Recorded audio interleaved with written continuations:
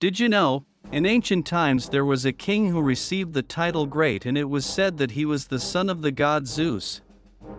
Let's look at the review. Alexander III of Macedon, or better known as Alexander the Great, was a king of the ancient Greek Kingdom of Macedonia. Alexander the Great served as king of Macedonia from 336 to 323 BC. During his reign, he unified Greece, re-established the League of Corinth, and conquered the Persian Empire. During his reign, from 336 to 323 BC, he united the Greek city-states and led the League of Corinth. He also became king of Persia, Babylon, and Asia, and created Macedonian colonies in those regions, while contemplating the conquest of Carthage and Rome. Alexander died of malaria in Babylonia, Iraq, on June 13, 323 BC. The early life and education of Alexander the Great. Alexander the Great was born in the Pella region of the ancient Greek Kingdom of Macedonia on July 20, 356 BC, to parents King Philip II of Macedon and Queen Olympia, daughter of King Neoptolemus. The young prince and his sister were raised at the royal court of Pella.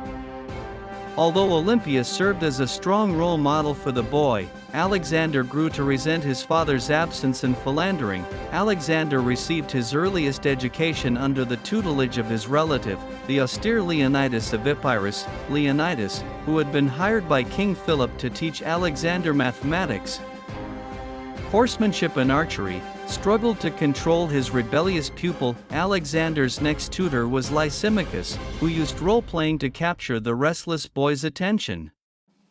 Alexander took great pleasure in disguising himself as the warrior Achilles. In 343 BC, King Philip II hired the philosopher Aristotle to teach Alexander at the Temple of the Nymphs in Mysa. For 3 years, Aristotle taught Alexander and several of his friends philosophy, poetry, drama, science, and politics.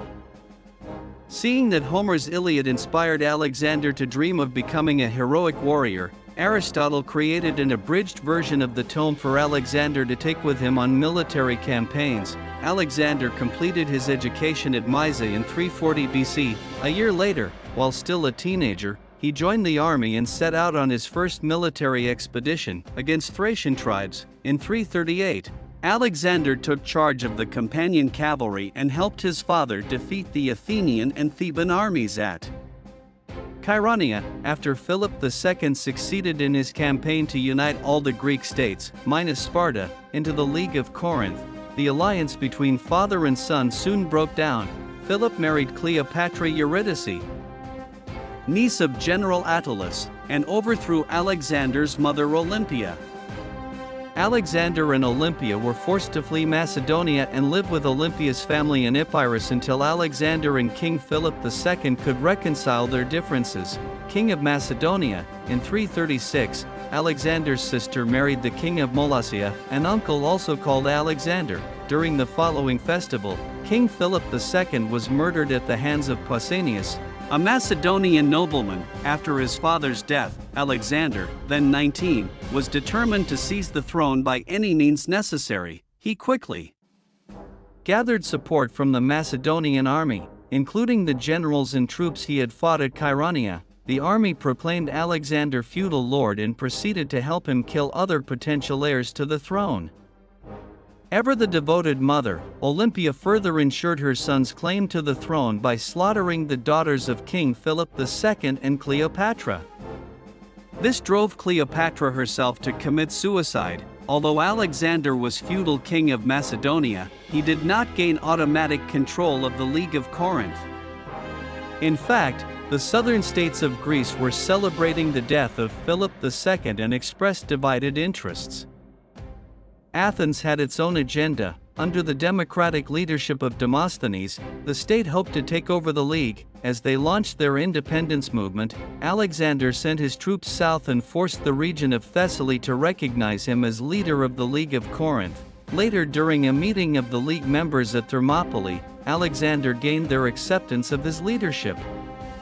In the fall of 336, he reissued a treaty with the Greek city-states belonging to the League of Corinth, with Athens still refusing membership and being granted full military powers in campaigns against the Persian Empire. However, before preparing for war with Persia, Alexander first conquered the Thracian Triballions in 335. Securing Macedon's northern borders. Campaigns and conquests. As Alexander neared the end of his northern campaign, he received news that Thebes, a Greek city-state, had expelled the Macedonian troops stationed there. Fearing an uprising among the other city-states, Alexander sprang into action, marching his massive army, consisting of 3,000 cavalry and 30,000 infantry, southward to the tip of the Greek peninsula. Meanwhile, Alexander's general, Parmenion, had gone to Asia Minor. Alexander and his army arrived at Thebes so quickly that the city-state had no chance to gather allies for its defense. 3 days after his arrival, Alexander led the massacre of Thebes. It was Alexander's hope that the destruction of Thebes would serve as a warning to city-states considering rebellion. His intimidation tactics proved effective. Other Greek city-states, including Athens, chose to ally with the Macedonian Empire or chose to remain neutral. In 334, Alexander began his Asiatic expedition, arriving in Troy that spring. Alexander then faced the forces of the Persian king Darius III near the Grantius River. Darius' forces were quickly defeated. By autumn, Alexander and his army had crossed the southern coast of Asia Minor to Gordium, where they rested for the winter. In the summer of 333, the armies of Alexander and Darius once again fought at Issus.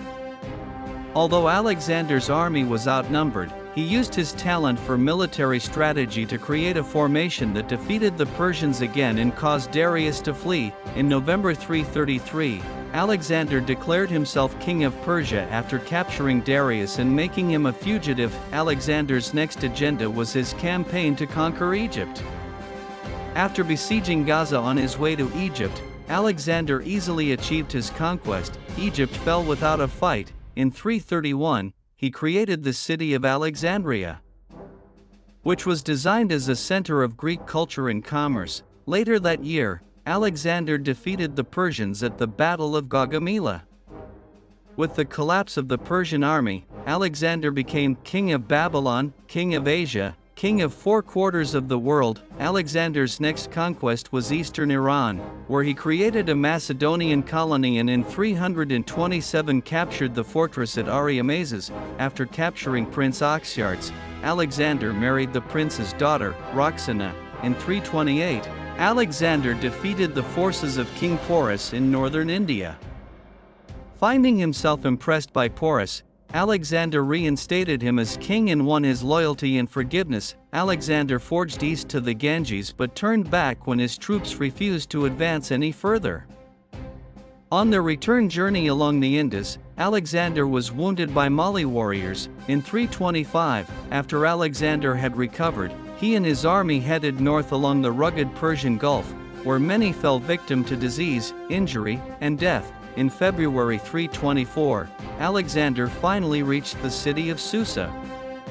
Desperate to maintain his leadership and recruit more soldiers, he tried to link the Persian nobility with the Macedonians to create a ruling class. To this end, at Susa he ordered that a large number of Macedonians marry Persian princesses.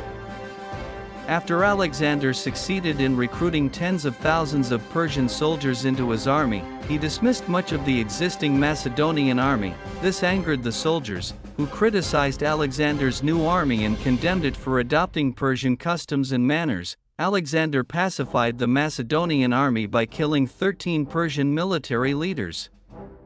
The Thanksgiving feast at Susa, which had been aimed at strengthening ties between Persia and Macedonia, turned out to be the exact opposite. Death of Alexander the Great. On June 10, 323 BC, Alexander died at the court of Nebuchadnezzar II, in Babylon at the age of 32. Details regarding the deaths vary slightly.